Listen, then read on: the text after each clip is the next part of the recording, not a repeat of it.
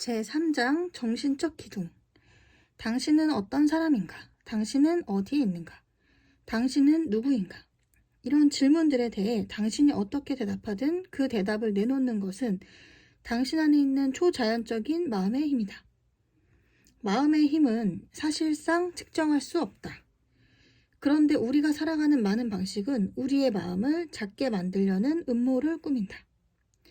몇 년 전만 해도 당신의 몸은 지금보다 작았을지는 몰라도 마음의 힘은 지금보다 훨씬 더 컸을 것이다. 그때만 해도 당신의 자유분방한 호기심은 당신을 끊임없이 앞으로 나아가게 했다. 당신은 다른 사람에게 가능성이 없다라느니, 게으르다라느니, 재능이 없다라느니, 중간에 포기한다라느니 하는 당신을 작게 만드는 표현을 들어본 적이 없었을 것이다. 아마도 당신은 아직도 그런 표현에 적응하지 못했을지도 모른다. 당신은 모든 것을 배우고 싶어 했고, 모든 것을 알고 싶어 했고, 모든 것이 되고 싶어 했다. 그런데 세월이 지나면서 당신의 그런 무한한 가능성의 불은 어느새 사그라들었다. 하지만 무한한 가능성의 불이 이제 사그라들었다는 생각이 그저 착각에 지나지 않는다면 당신이 그렇다고 믿었던 것이 단지 심한 농담에 불과한 것이라면 만약 당신이 그런 환상을 깨고 인생의 귀중한 진리를 보는 법을 배울 수 있다면 당신은 얼마든지 그렇게 할 수 있을 만큼 총명하고 능력있고 창의적인 존재이다. 당신은 그런 속임수 너머를 볼 수 있다. 당신의 능력에는 제한이 없다. 물론 당신은 아직 충분히 훈련받지 못해 자신감이 없을 수 있다. 그러나 지금 당장 변할 수 있다. 당신의 소중한 삶을 최대한 살아낼 수 있도록 마음을 준비해야 한다. 내면의 시야가 외부의 관찰 능력보다 더 강력해지면 그때는 우주가 당신의 명령에 따라 움직일 것이다. 당신이 앞으로 하게 될 유일한 경쟁은 훈련된 마음과 훈련되지 않은 마음 사이의 경쟁이다. 당신을 약하게 하는 것보다 당신을 강하게 만드는 것에 더 많은 관심을 투자하길 바란다. 조화로운 부의 정신적 기둥에는 지적 능력과 감성적 능력 두 가지 차원이 있다. 지적 능력은 새로운 정보를 흡수하고 합성하는 능력, 창조적인 아이디어를 창출하는 능력, 그리고 그런 것들을 달성하기 위한 전략을 계획하는 능력이다. 지적 능력은 숙고하거나 끝없이 분석하기보다는 그냥 생각만 하면서 사고하는 것처럼 가장한다. 진정한 사고는 순간적으로 일어날 뿐이고 그 외에는 전부 습관화된 생각일 뿐이다. 이에 반해 감성적 능력은 감정의 주도가 아니라 자연스러운 감정의 흐름에 따라 특정 색깔, 차원, 강도의 삶을 사는 능력이다. 감정의 지시나 통제를 받지 않고 강력한 진동을 내고 조절하는 능력이다. 먼저 지적 능력을 강화하는 방법부터 이야기해보자.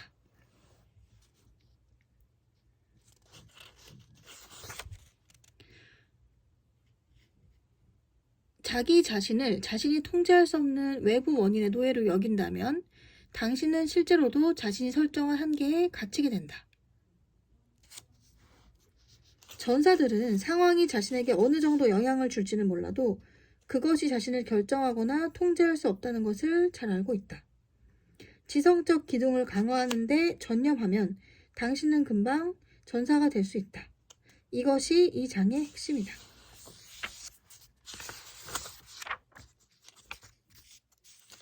당신을 흥분시키는 것에 대해 생각해보라. 희열을 따르라는 말이 좋은 조언인 이유는 우리가 좋아하는 일을 하면 머리가 밝아지기 때문이다. 우리 삶의 모든 기둥에서 조화와 진정한 부를 보장하는 것은 우리의 몸에 진동을 느끼게 하는 영감이다. 우리는 두뇌와 심장이 집중할 때 가장 쉽게 배운다는 것을 잘 알고 있다. 당신의 천재성이 어디에 있는지 잘 모른다면 당신이 좋아하는 일, 시간 가는 줄 모르게 만드는 일을 하는 것에 대해 생각해보라. 아마도 그 길이 당신의 지적 능력을 집중해야 할 곳으로 당신을 이끌 가능성이 높다. 그렇지만 그 길은 당신 주변 사람들이 가라고 말하는 길이 아닐지도 모른다. 당신이 무언가를 하기 위해 동기를 부여받아야 한다면 그것은 당신이 진정으로 좋아하는 것이 아니다. 동기부여는 외부로부터 오거나 기껏해야 의도적으로 생성되는 것이다. 반면 영감은 내부에서 오는 것이며 어떠한 노력도 필요하지 않다. 당신은 삶이 열정적으로 영감을 받으면 가장 위대하고 가장 흥미롭고 가장 재미있는 인생은 TV가 보여주는 것이 아니라 당신 자신의 삶이 보여주는 현실이다. 재정적 기둥에서 언급한 것처럼 당신의 현 상태를 보여주면 15분 이내에 당신의 마음을 어떻게 쓰고 있는지 알 수 있다. 당신이 무슨 말을 하든 당신의 마음속에 계속 무엇을 담느냐에 따라 당신의 생각, 느낌, 감정, 행동이 그대로 드러난다. 당신이 계속 마음속에 쓰레기를 담으며 에너지를 제한시키면 당신은 제한적인 에너지와 그에 합당한 결과를 만들어낼 뿐이다. 그것이 당신의 성과, 관계, 재정, 건강, 신체 등 모든 곳에 그대로 드러나는 것이다. 시간과 관련해 당신의 두뇌 파워로 할 수 있는 것은 단 2가지일 뿐이라는 것을 기억하라.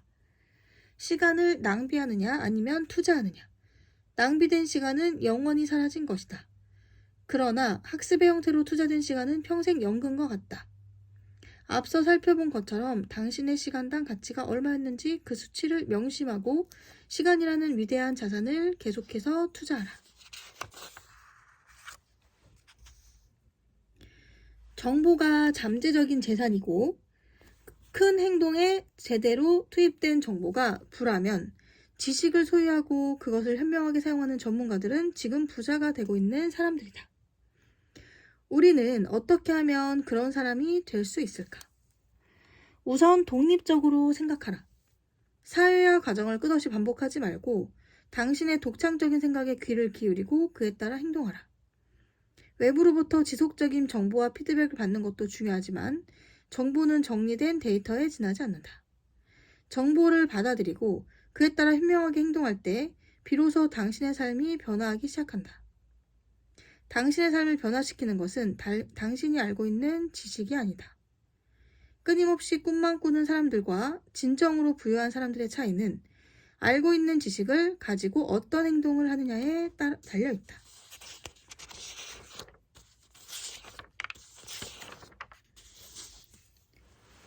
소크라테스는 반성하지 않는 삶은 살 가치가 없다고 말했다.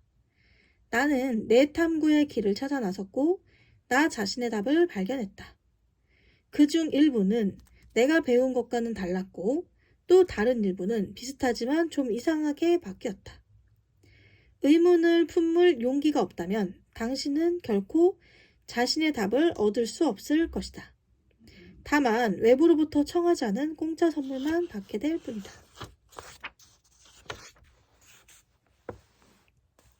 운전과 같은 의식적인 행동을 배울 때 처음에는 어렵지만 어느 순간 그 행동들이 당신의 무의식으로 들어가서 습관이 된다.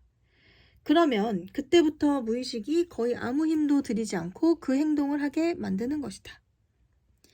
발달 심리학들의 연구에서 알 수 있듯이 무의식은 당신의 프로그래밍, 즉 총체적 믿음 체계가 자리 잡고 있는 곳이다. 무의식은 당신이 성장 과정에서 의식적인 사고를 키우기 수년 전부터 당신에 관한 이야기를 이미 만들었다.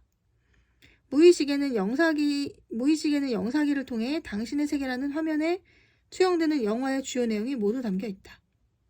무의식은 당신 마음의 감정적이고 수용적인 영역이다. 여기서는 아무것도 잊히지 않는다. 당신의 무의식은 모든 것을 당신의 의식 밑에 저장한다. 우리는 명상, 시각화, 이해기법, 반복 결과의 몰입 관찰 등을 통해 그것에 접근하는 방법을 배울 수 있다. 성취도가 높은 사람들은 그들의 비전, 목적, 이미지라는 강력한 씨앗을 무의식에 심음으로써 무의식 마음을 적절하게 활용하는 법을 배운다. 우리가 이 책에서 하려는 것도 그것이다. 당신이 무의식의 정원에 심은 씨앗이 무엇이든 그것이 싹 터서 그에 상응하는 결과를 끌어당기는 행동을 하게 만드는 것이다. 감자를 심어놓고 다이아몬드를 얻을 수는 없지 않은가? 믿음은 당신이 세상 일을 보고 판단해온 방식을 반영한다. 어떤 사실이 진실 또는 진짜라고 확신 내지는 수용하는 것이다. 어떤 것이든 당신이 그 사실에 대해 의문을 품지 않는 한 그 사실은 당신에게 진실이 된다. 당신이 무엇인가를 믿는다면 그 믿음이 당신이 무엇을 할 것인지 말 것인지 그리고 당신 삶에서 어떻게 당신의 가치를 성취할 것인지 결정한다. 가장 끔찍한 것은 당신이 일단 어떤 것을 믿기로 하면 자신이 할 수 있는 모든 수단을 동원해 그것이 진실이라고 확신하는 것이다. 비록 당신에게 도움이 되지 않는 것이라도 말이다.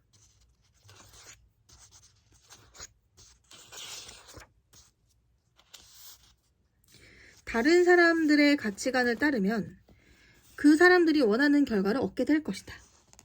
하지만 너 자신의 가치관을 따르면 진정한 성취감과 기쁨을 얻게 될 것이다. 그동안 나는 내 가치관이 아니라 다른 사람의 신념과 가치관을 추구해왔다. 내 인생의 어디에서 또 그렇게 했을까? 나는 진정한 승리가 무엇을 의미하는지에 대해 다른 사람이 아닌 나 자신의 가치에 따른 정의를 찾아야 했다. 그럴 수 있게 된 것에 영원히 감사한다. 당신의 총체적 믿음 체계가 다른 사람들이 설정해 놓은 것이라면 당신은 자신이나 다른 사람들과 조화로운 관계, 조화로운 부를 맺을 수 없다. 청새치가 내게 준 교훈은 우리가 목표까지 도달하는 과정에서 얼마나 많은 시간과 에너지를 투입했는지는 중요하지 않다는 것이다.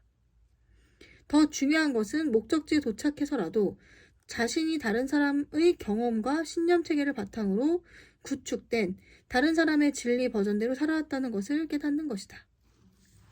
당신이 그동안 걸어온 길에 엄청난 시간과 돈, 관심을 쏟아부었다 해도 그 과정에서 기록을 깨며 엄청난 보상을 목전에 두고 주변의 모든 사람들로부터 성원을 받았다 해도 어느 시점에서 고개를 들어보니 자신이 잘못된 삶을 살아왔다는 것을 깨닫는다면 과거의 일은 중요하지 않다.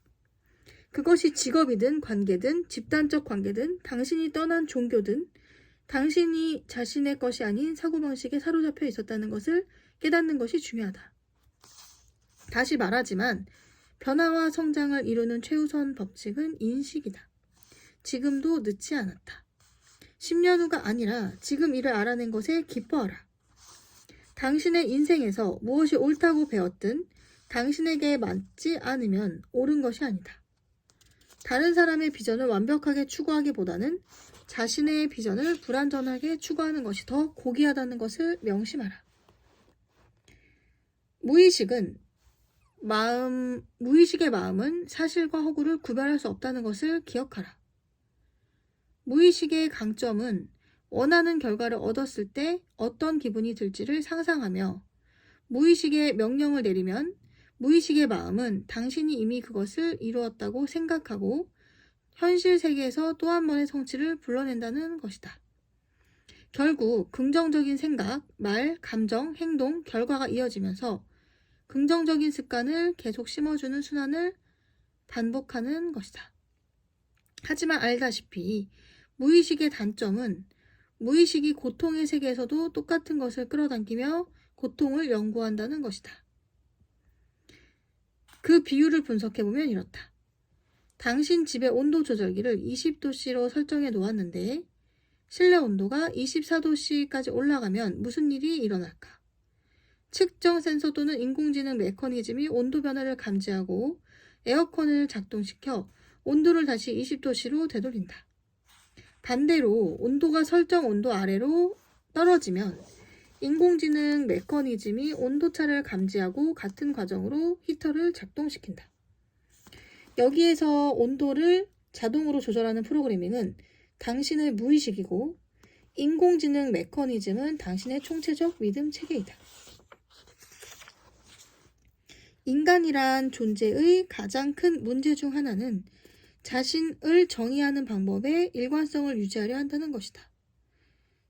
비록 그 정의가 자신을 제한하는 것일지라도 말이다. 메모장을 꺼내 당신이 삶에 대해 가지고 있는 믿음 20가지를 적어라. 당신의 믿음 목록을 만드는 것은 당신이 그동안 다른 사람들의 믿음, 심지어 모순되는 믿음일지라도 아무 의심 없이 무의식적으로 받아들여 왔음을 이해하는 데 도움이 된다. 당신이 그 믿음을 받아들인 이후 그 믿음이 당신의 행동을 지배했고 당신을 제한해온 것이다. 이제 우리는 긍정적이고 강력한 재프로그래밍을 함으로써 우리의 사고 패턴을 바꿀 수 있다.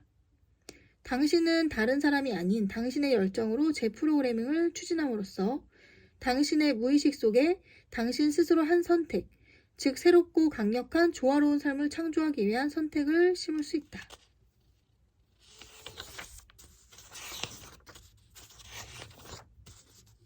나는 부정적인 상황에 부닥쳤을 때 항상 거기서 내가 성장하고 발전하는데 도움이 되는 무언가를 배웠다. 당신 삶의 모든 것이 당신이 끌어당겼고 당신이 창조한 것이라는 사실을 이해한다면 당신의 삶에 들여오는 모든 것들이 어떤 이유로든 당신을 당신의 목표를 향해 움직이게 한다는 것도 받아들여야 한다. 당신의 생각을 재구성하면 그 이유를 찾을 수 있다. 다시 강조하지만 행동을 바꾸려면 먼저 생각을 바꿔야 한다.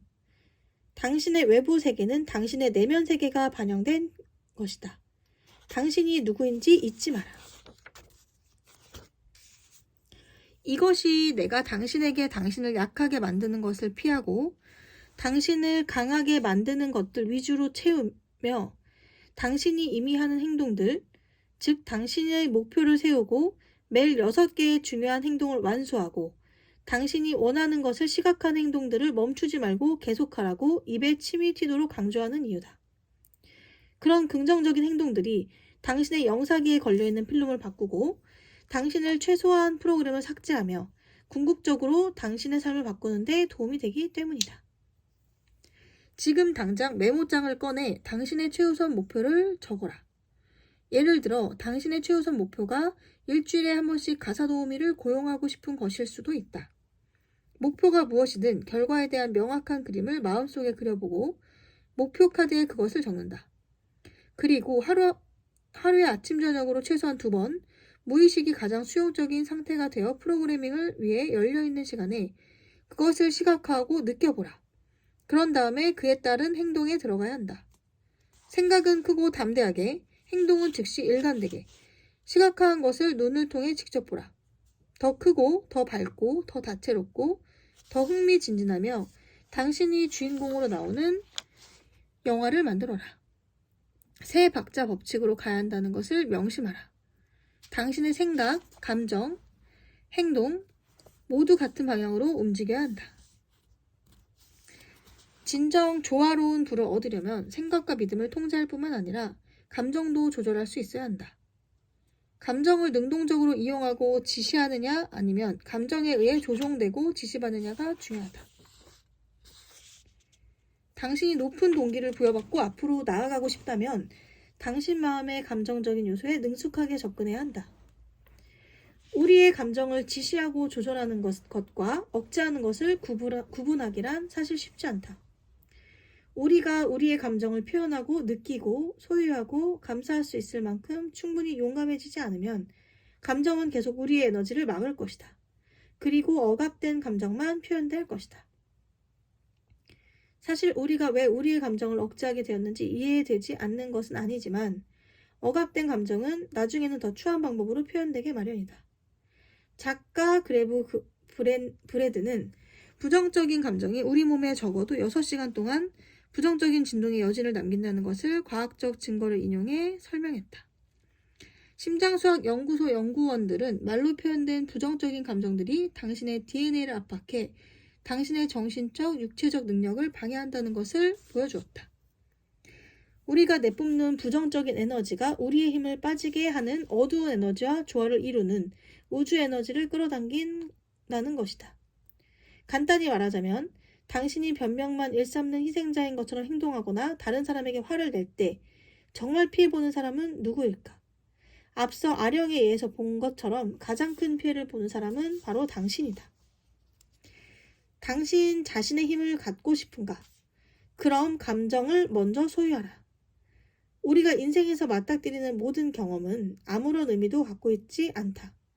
당신이 그것에 부여하는 의미 외에는 말이다.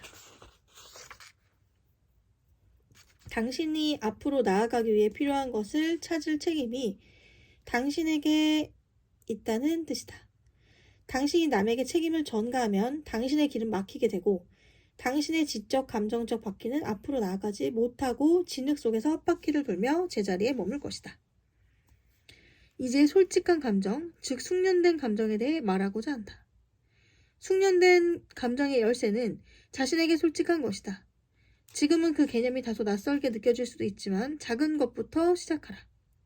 아침 식사를 할 때 당신은 스스로 먹고 싶은 것을 먹는가? 아니면 그저 아내를 편하고 행복하게 해주려고 아내가 만들어주는 맛없는 시리얼을 그냥 불평하지 않고 먹는가? 또는 이기적으로 굴면 안 된다고 배웠기 때문에 혼자 시간을 갖는 것을 미루고 있지는 않은가? 언제 당신만의 시간을 갖는 것이 좋을까? 아내와 함께 잠자리에 들어야 한다는 생각 때문에 억지로 잠자리에 드는가? 운명이 당신의 길을 잡아줄 때까지 기다리지 마라. 이웃이 안부를 물었을 때 거짓말을 하는 자신을 발견한다면 좀 솔직해져도 좋다.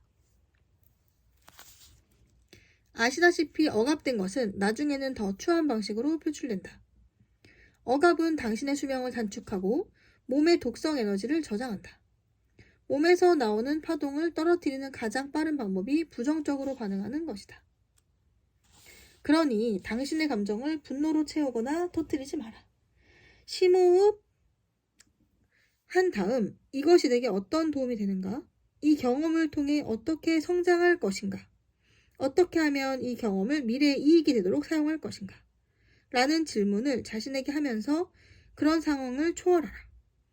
양자 물리학은 음전하를 띠는 모든 전자는 양전하를 띠는 양전자를 짝으로 갖게 되어 있다라고 말한다. 비전문가의 관점에서 그 말은 어떤 것이 정말로 끔찍하게 보인다면 거기에는 반드시 놀랄 만큼 좋은 무언가가 함께 있다는 것을 의미한다. 틀림없이 놀라운 그 무엇이 거기에 있다. 그것이 과학의 법칙이다.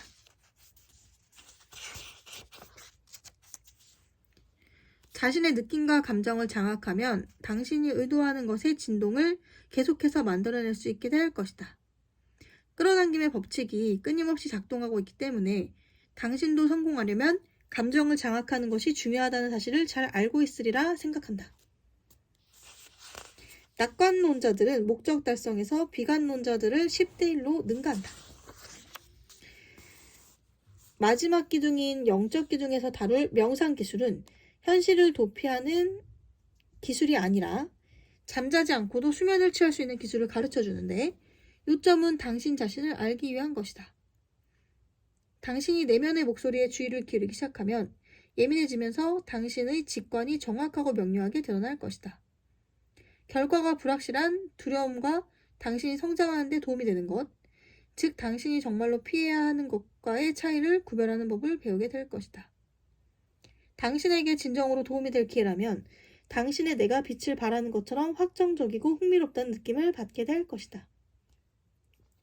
먼저 당신 내면의 작고 희미한 목소리에 주의를 기울이는 것부터 시작하라. 내 세미나를 듣는 많은 사람은 이 기술을 어떻게 발전시킬 수 있나요? 라고 묻는데 그럴 때마다 내가 해줄 수 있는 말은 집중해서 듣고 행동하라는 것뿐이다. 나는 꾸준한 연습을 통해 내 생리적 반응, 내면의 시각적 이미지 등 내면 깊숙한 곳에서 느껴지는 진동을 모두 기록하며 이해하기 위해 노력했다. 그러자 오래지 않아 직관과 감정적 반응의 차이를 구분할 수 있게 되었다. 직관을 발달시키는 데는 시간이 좀 걸리지만 일단 시작하면 숙달될 수 있다. 예를 들어 나는 지난 몇 년간 부동산 투자에서 큰 성공을 거두었는데 나는 부동산 공부를 한 적이 없다. 그저 어떤 장소에 들어서면 느낌이 왔다. 그 느낌이 오르면 옳다는 것을 알았고 틀리면 틀렸다는 것을 알았다. 그것도 아주 빨리 알 수 있었다. 다음번에는 4장 육체적 기둥 보도록 할게요.